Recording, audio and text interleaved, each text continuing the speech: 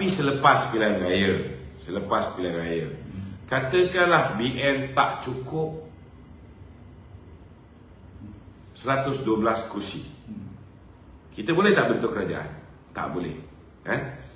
Maka pada ketika itu kita memang tak tutup option.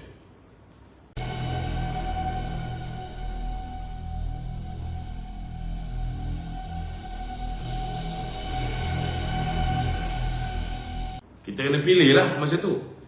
Adakah kita nak jadi pembangkang atau kita nak bekerjasama dengan mana-mana pihak yang kita rasa kurang kemudaratan dia berbanding dengan bekerjasama dengan orang yang lebih mudarat. Contohnya katalah kita tak cukup, kita ada 102,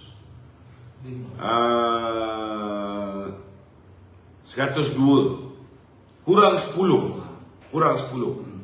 Ketika itu PAS katalah ada 12. Maknanya kita ada 102, kalau PAS masuk kita ada 114. So daripada banyak-banyak parti, kalau yang mudarat yang paling kurang sekali ialah kalau kita bekerjasama dengan PAS. Itu pandangan saya. Pandangan orang lain mungkin berbeza. Pandangan orang lain mungkin mengatakan bahawa lebih baik kita kerjasama dengan PKR. Sebab PKR kita belum pernah ada pengalaman kena kencing dengan PKR. Contohnya.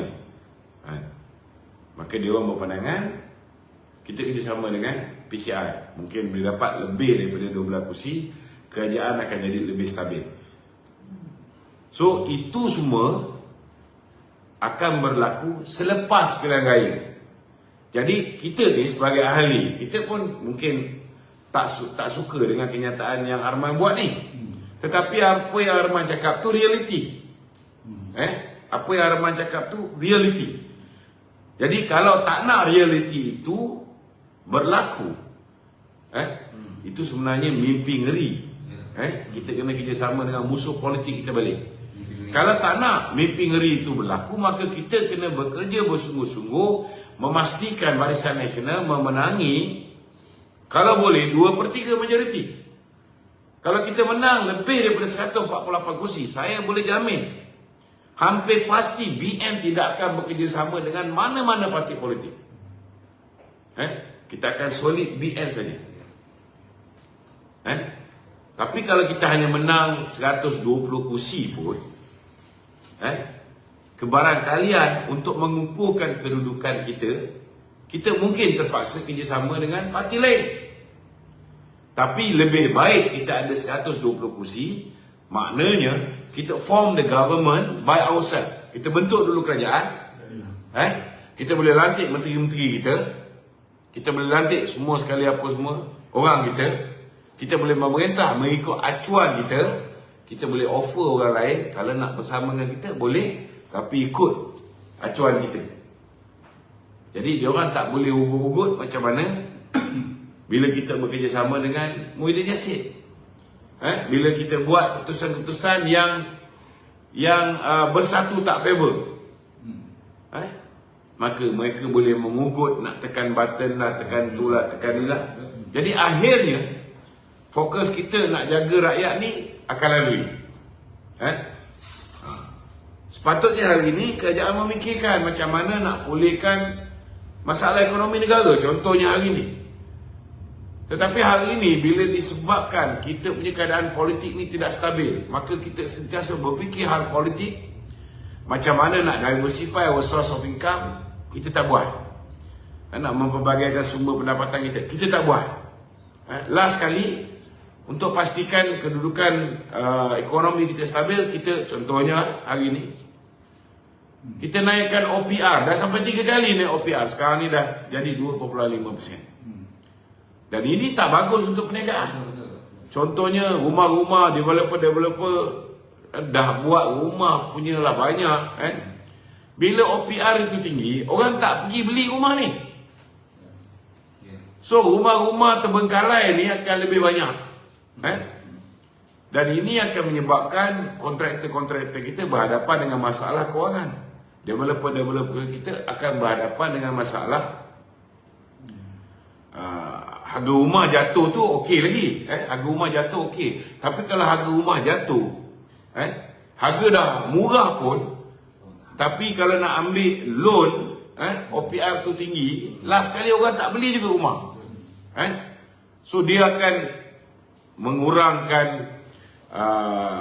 hasil perniagaan developer-developer, kontraktor akan bermasalah, tidak akan dibayar oleh developer-developer ni, dan kemudian pihak bank juga akan kekurangan pendapatan, dan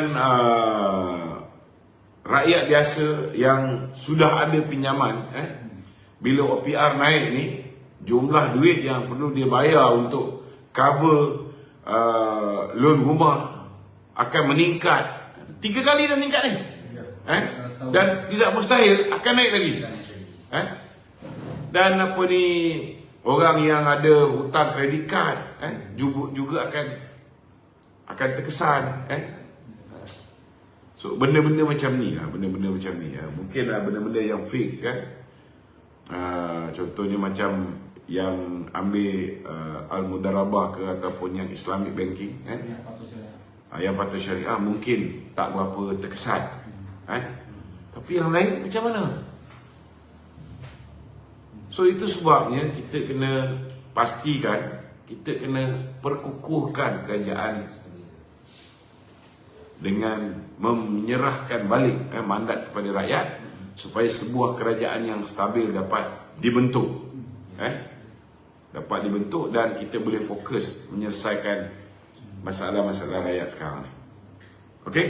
Apa puncanya OPR ni perlu dinaikkan untuk dia nak cover apa, inflasi ke, dia nak buat macam mana? Dia ada banyak aspek lah, ada banyak aspek. Tetapi saya ada sikit tak faham lah, contohnya kerajaan Datuk Seri Ismail Sabri ni. Mahathir ni, Mahathir, dia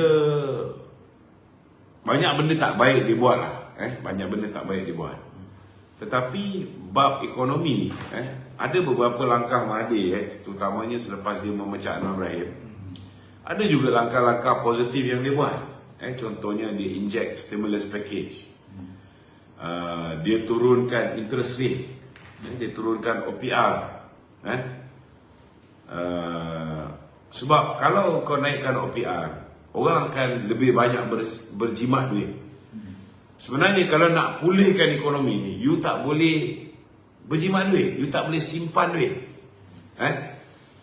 Kalau dah naikkan OPR, orang lebih suka simpan duit di dalam fixed deposit sebab interest dia tinggi. Tetapi kesan dia, people will not spend. Bila rakyat tidak spend, kita tidak ada kecairan di pasaran. Semua orang takut nak berbelanja. So ini tak bagus. Itu sebab bila dia pecah Anwar Ibrahim, perkara pertama yang dia buat, dia turunkan interest rate ni dan dia inject stimulus package, package rangsangan ekonomi, dan dia galakkan orang berbelanja. Dia galakkan lebih banyak projek-projek kecil dikeluarkan. So benda-benda macam ni lah yang akan membantu mempercepatkan proses pemulihan ekonomi. Datuk Seri Najib contohnya, salah satu cara stimulus package yang dibuat oleh Datuk Seri Najib ialah dengan memberikan BRIM. Sebab bila dia keluarkan BRIM, contoh 2017-2018, nilai BRIM tu 6.8 bilion. 6.8 bilion ni boleh membantu 7.1 juta isi rumah. 7.1 juta keluarga yang dapat nikmat. Dan dia orang ada extra cash untuk spend. Dia orang ada extra cash untuk spend. So bila dia spend on barang-barang produk pertanian, maka ianya akan membangkit industri pertanian. Kalau dia spend on bayar sewa beli kereta rumah, membangkit industri perumahan, pemotoran, perbankan. Kalau dia spend beli ayam, itik, kambing, lembu, ianya akan membangkit industri peternakan. So benda-benda macam ini lah. Itu sebabnya sepatutnya bila Datuk Seri Ismail Sabri mengambil keputusan untuk meluluskan pengeluaran sekali lagi, I citra, sepatutnya kita capitalize. Itulah time terbaik. People ada extra spending power. So the feel good factor, busuk-busuk pun 3-4 bulan orang ada extra cash untuk berbelanja. Bukannya inari keluar, inari terus habis kan. Siapa yang berhutang mungkin dia akan settle hutang dia. Tapi kalau dia orang settle hutang pun maknanya dia orang ada extra cash untuk berbelanja juga. Sebab duit yang sepatutnya dibayar hutang tu dia dah gunakan duit KWSP tu untuk bayar hutang. Tapi banyak juga yang sebahagian digunakan untuk bayar hutang, bayar apa yang tertunggak, tetapi sebahagian lagi digunakan untuk berbelanja juga. Jarang orang keluar duit KWSP lepas tu simpan pula dekat fixed deposit. Tak berlaku macam tu, jarang.